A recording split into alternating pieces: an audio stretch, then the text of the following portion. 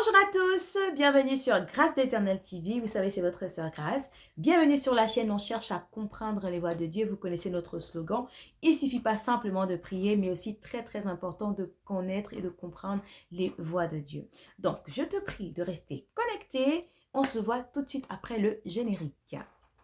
Il est le même, sa parole est la même. En tout temps, en toute saison, sa parole est la même. Et voilà. Comment est-ce que vous allez de votre côté? Donc, je suis toujours très contente de pouvoir échanger et partager avec vous. Et le thème que je veux partager avec vous aujourd'hui, c'est simplement, est-ce que tu crois en Dieu? Voilà, on va parler de ça aujourd'hui. Est-ce que tu crois en Dieu? Et comme vous savez, on a toujours notre verset de base quand même pour nous aider dans notre partage. Et aujourd'hui, on va aller dans le livre de Hébreux. Hébreux chapitre 11 au verset 1 et 2. Que nous dit Hébreux d'ailleurs? C'est un verset qui est assez célèbre. Or, la foi est la ferme assurance des choses qu'on espère et une démonstration de celles qu'on ne voit pas. Je reprends. Or, la foi est la ferme assurance des choses qu'on espère et une démonstration de celles qu'on ne voit pas. Et au verset 2, pour l'avoir possédé, les anciens ont obtenu un témoignage favorable. Voilà un peu ce que je voulais un peu partager avec vous sur la foi. Je voulais qu'on parle aujourd'hui un petit peu de la foi. Est-ce que tu crois en Dieu? Ou est-ce que moi, Grâce, je crois en Dieu? C'est ça, je veux qu'on puisse échanger aujourd'hui. Déjà, concernant la foi, donc on a eu la Bible qui nous donne quand même sa définition, c'est la ferme assurance des choses auxquelles on croit. C'est-à-dire qu'on reste fixé, on reste figé, on reste imperturbable, on reste confiant sur quelque chose en quoi on espère. En général, la foi, des fois, ça commence déjà par des choses qu'on ne voit pas. C'est des choses qui peuvent être dans notre pensée, qui peuvent être dans notre âme, qui peuvent être dans notre espérance. Voilà, on espère ces choses-là, elles ne sont pas encore là, elles ne sont pas encore palpables, mais on croit, on espère. Voilà. Donc, on peut croire en plusieurs choses, on peut croire qu'on va réussir, mais là, pour le coup, on est en train de dire, est-ce qu'on croit en Dieu? Voilà, mais déjà, pour croire en Dieu, il faut croire. Croire en Dieu, déjà, c'est quoi? Croire en Dieu, c'est simplement faire confiance en Dieu. Mais parler de Dieu, c'est quand même quelque chose d'assez spécifique. Pourquoi? Parce que Dieu, personne ne l'a déjà vu. À part des personnes qui ont eu des grâces particulières de vivre des visitations, mais de manière générale, Dieu, on ne l'a jamais vu comme ça vis-à-vis. Est-ce que vous comprenez un peu? Donc, la foi, le croire en Dieu, mais pour croire en Dieu, en fait, déjà pour croire en Dieu, il faut déjà, c'est croire en quelqu'un qu'on connaît. Croire en Dieu, c'est croire en quelqu'un qu'on connaît. C'est croire en une personne dont on a entendu parler. C'est croire en une personne qui a agi dans nos vies. Donc, à contrario, pour que moi, je puisse croire, pour que toi, tu puisses croire, il faut que tu crois en quelqu'un que tu connais. Il faut que tu crois en quelqu'un en qui tu as confiance. Parce que vous savez que la confiance, ça se mérite. La confiance, elle ne se donne pas comme ça. Donc, il faut que tu puisses croire en quelqu'un en qui tu as confiance. Voilà, tu peux croire en quelqu'un en qui que tu connais, quelqu'un en qui tu as entendu parler. Mais à contrario, si je ne connais pas cette personne, je n'ai jamais entendu parler de cette personne, et encore moins cette personne, je ne lui fais pas confiance, c'est normal que je ne puisse pas croire. Donc, pour faire simple, on croit en ce qu'on a expérimenté. On croit en celui dont on a entendu parler. On croit en celui qu'on nous a présenté. On croit en celui avec qui on a eu des expériences et on a pu éprouver la fiabilité. Et c'est grâce à cette fiabilité-là qu'on peut dire on fait confiance. Parce qu'on ne fait pas confiance comme ça pour faire confiance. On fait confiance à quelqu'un à qui on a accepté d'offrir un peu de notre confiance et cette personne ne nous a pas déçus. C'est un peu comme tu as une relation avec quelqu'un. Comme je dis toujours, la confiance, ça se mérite. Tu as choisi, c'est déjà cette personne, tu n'as pas choisi d'offrir cette confiance-là comme ça parce que tu as connu quand même cette personne. Tu as pris le temps de parler avec cette personne. Tu as choisi d'offrir quand même un minimum de confiance. Tu as observé et ensuite tu as remarqué que cette personne te l'a rendu. Et vous voyez, c'est un peu la même chose avec Dieu. Il faut apprendre à le connaître. ou avoir entendu parler de lui, ou faire le premier pas de foi, faire le premier pas de pouvoir lui offrir un peu de notre confiance. Ce que Dieu veut pour chacun d'entre nous, c'est que on puisse lui offrir un peu de notre confiance. Mais en même temps, pour que nous puissions croire en lui, il faut déjà qu'on puisse avoir entendu parler de lui. Et c'est dans ce sens-là, en fait, que Dieu suscite tout ce qui est évangéliste, les pasteurs, les églises, etc. C'est à ça, en fait, que servent tous ces mouvements milieux chrétiens. C'est simplement pour pouvoir faire connaître Dieu. Parce que les gens ne peuvent pas croire en Dieu, croire en Dieu comme ça. Les gens ont besoin d'avoir soit d'entendre parler à travers des manifestations, à travers des témoignages, à travers des campagnes d'évangélisation. C'est à ça que ça sert, en fait. Promouvoir Dieu, faire connaître Dieu. Mais ces personnes-là qui parlent de Dieu pour faire connaître Dieu également, c'est des personnes aussi qui ont appris à le connaître et qui ont appris à l'expérimenter ou qui l'ont expérimenté et qui peuvent aujourd'hui attester, oui, donc Dieu est vraiment réel. Et ce que je veux partager avec vous aujourd'hui, c'est que Dieu veut se révéler à chacun d'entre nous. Dieu veut qu'on puisse parler de lui. Parce qu'il y a des personnes qui souffrent, parce qu'il y a des personnes qui se posent des questions, qui ont des questions existentielles. Et qu'on peut être aujourd'hui une réponse à ces personnes. Nous sommes aujourd'hui le relais de Dieu pour pouvoir parler de lui à d'autres personnes qui veulent apprendre à connaître Dieu ou qui veulent apprendre à lui faire confiance. Donc, ce qui est important aujourd'hui dans la foi vient en fait de la confiance qu'on a pour Dieu. La foi vient de, non seulement de la confiance, mais la foi vient également de la connaissance, voilà. La foi vient de la connaissance qu'on a de Dieu, qu'on a d'une personne, qu'on a d'une chose.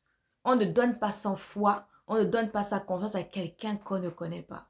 Et en général, pour les chrétiens, ou ceux qui s'adonnent à la prière, on se contente en fait de demander de l'aide de Dieu, mais on ne cherche pas à le connaître. Or, ce que Dieu désire avant tout, c'est que nous puissions apprendre à le connaître, parce que plus on le connaît, plus on saura comment être avec lui, et plus on verra également même nos exaucements.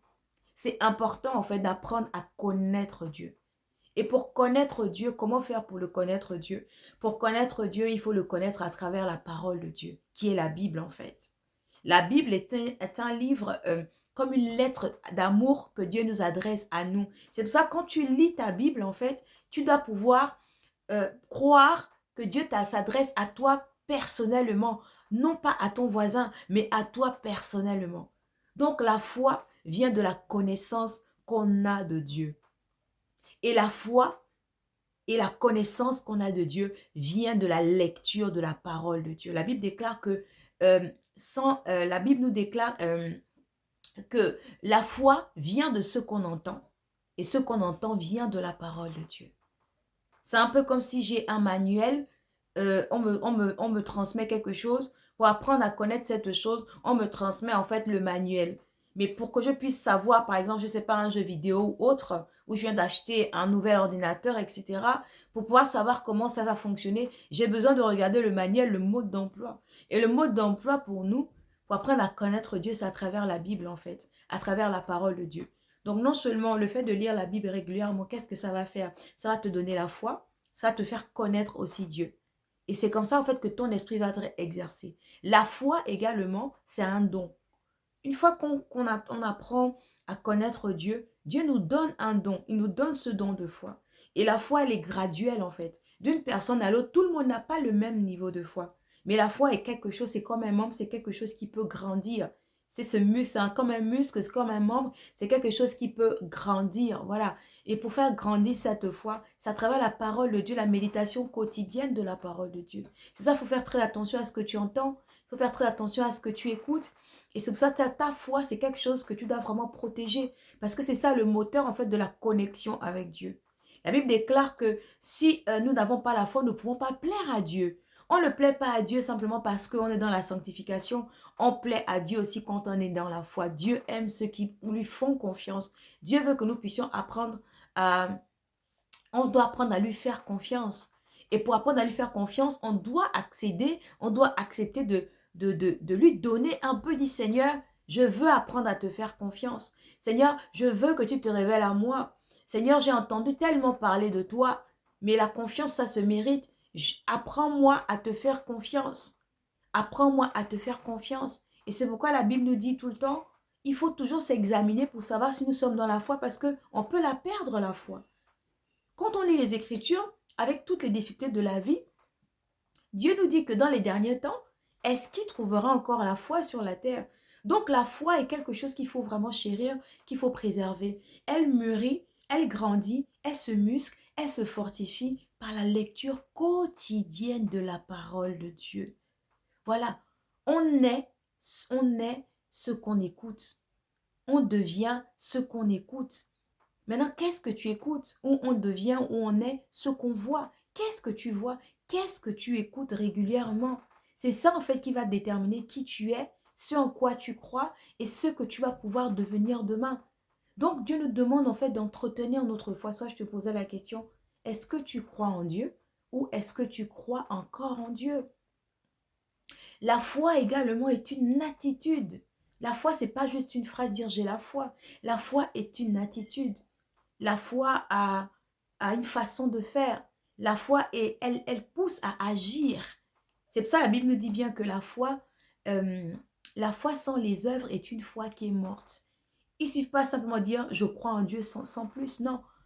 La foi va te pousser à agir. La foi va te pousser à avoir une certaine façon de voir. La foi va te pousser à te lever. La foi et sans les œuvres est une foi qui est morte. Aujourd'hui, je prie, je cherche du travail. Si je ne me lève pas pour aller déposer mes CV, malgré que je prie, ma foi sera morte.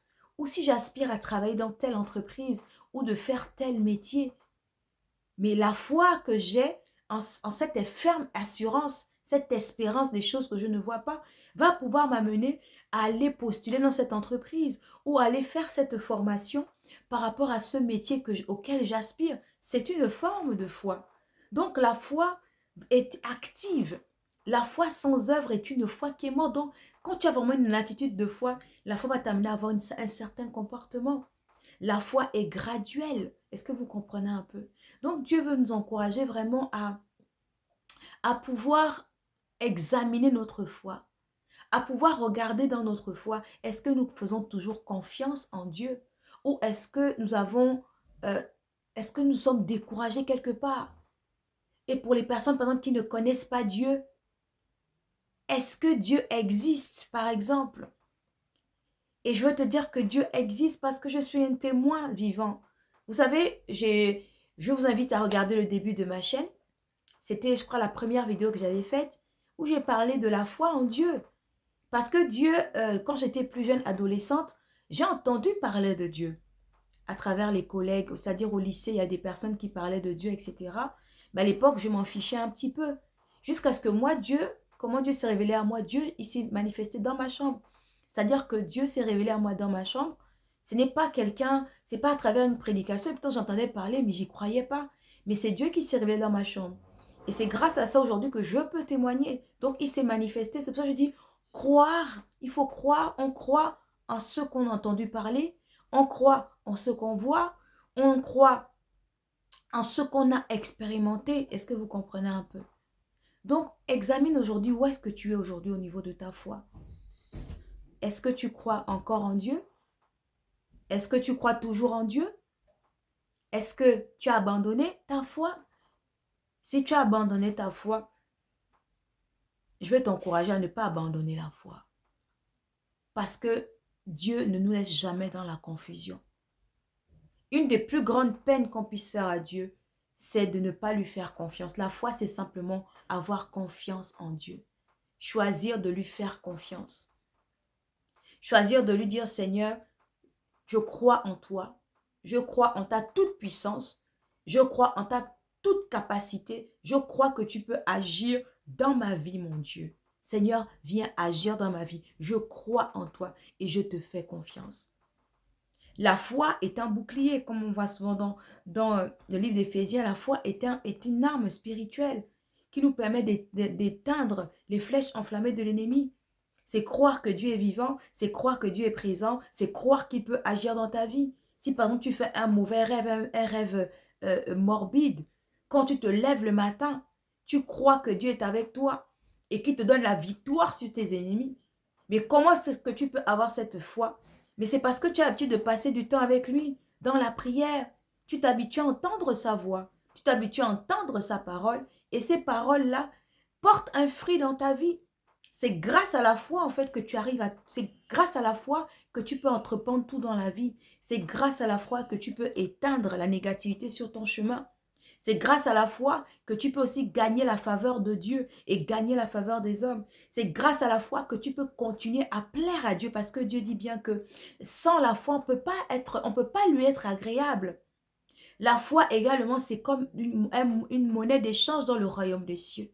Parce que nous saisissons nos grâces, nous saisissons les promesses de Dieu, nous saisissons les bénédictions de Dieu à travers la foi.